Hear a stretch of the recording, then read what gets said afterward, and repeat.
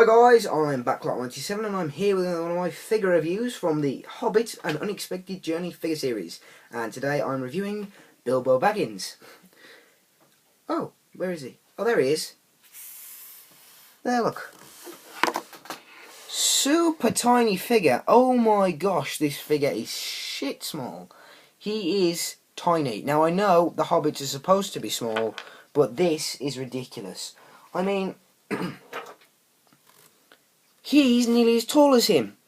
That's ridiculous. I mean, you know, I'm not even going to compare him to the size of a minifigure. I mean, that's just like going to be exactly the same.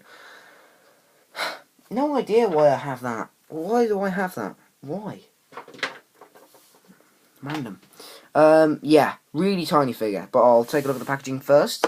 So, it's exactly the same packaging as we got with the Gandalf the Grey action figure. Just that we've got this Bilbo Baggins, or Bilbo Butlin. Okay, and it's also got a very nice picture of him there.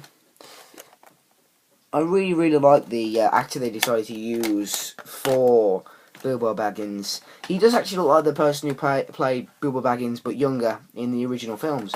So, yeah, really nicely done there. I have no idea what his name is. I mean, I know what other films he's been in, but I don't know what his name is. He played Dr. Watson on Sherlock, in the Sherlock TV series rather than the movies. That was Jude Law in the movies.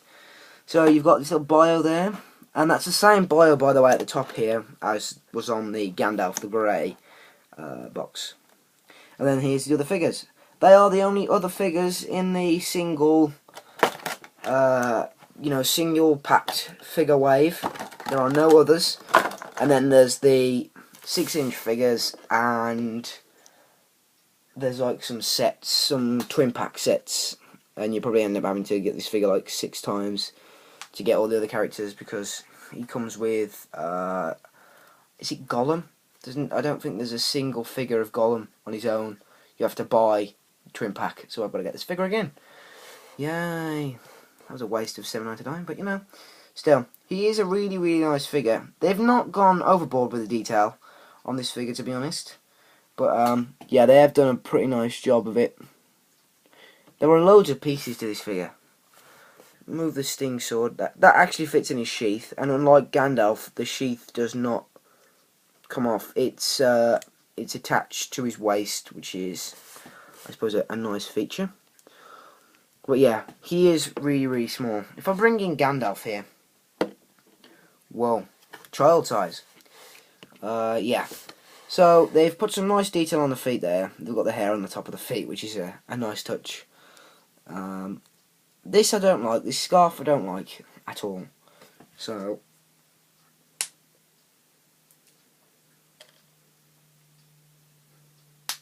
there we go. Now there's no scarf. Although, having said that, it kind of looks a bit bare now. But who cares? Yeah, so let's go through the articulation. He's got a really nicely ball jointed head, which is now a bit loose because I've taken the scarf off. The arms do go in and out, forward and backwards. Bend at the elbow and then a swivel. Swivel at the wrist. Swivel at the waist. Bend at the top of the leg. You can sort of move those around so you can do that. Or you have to swivel it round, and then they can bend outwards, and then a bend at the knee. No boot articulation. I don't know. I didn't include this in the Gandalf review.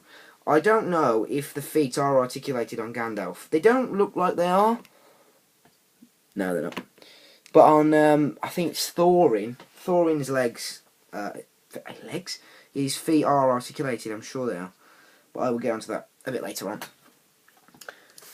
Then there's the removable sword, which is called the Sting Sword, which, yeah, I can kind of see the resemblance because they've got like the little markings on it. But the handle, they've kind of gone a bit like, oh yeah, it's just a random sword, let's just make it look like a random sword. So, you know, and it fits in his hand alright, but it's not the best. And then this shirt is actually removable, but you're left with this sort of holes like you've been shot. So, and then you can actually see that's how they've attached the belt. So, as I try and attach the the shirt again.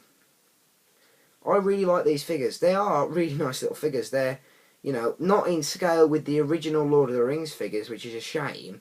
But the 6-inch figures definitely are in scale. I'm looking out for those now. I desperately want a Bilbo Baggins in those figures, but I have not seen them yet. I'm going to have to wait until I go to the memorabilia show at the end of the month, which is only a couple of weeks away. But for $7.99, you know, that's still a lot. I only paid $4.99 for this figure, so, you know, a bit crazy. But, yeah, really nice figure. Definitely was worth picking up, I suppose, unless you're going to get the twin pack. You're going to wait for the twin pack to come out of him and Gollum. So, yeah, thanks so much for watching. Please check out my Gandalf figure review, and then there's the Legolas figure review coming up very soon, and I'll see you then.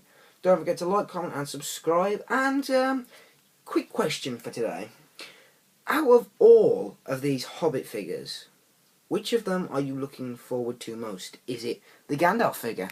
You really want the Gandalf? Is it Bilbo Baggins? You really want Bilbo Baggins? Or, like me, you were desperate to get Legolas, this Grinner the Goblin, which looks a bit freaky, and then there's Thorin. Which one do you want most? Please let me know in the comment section below.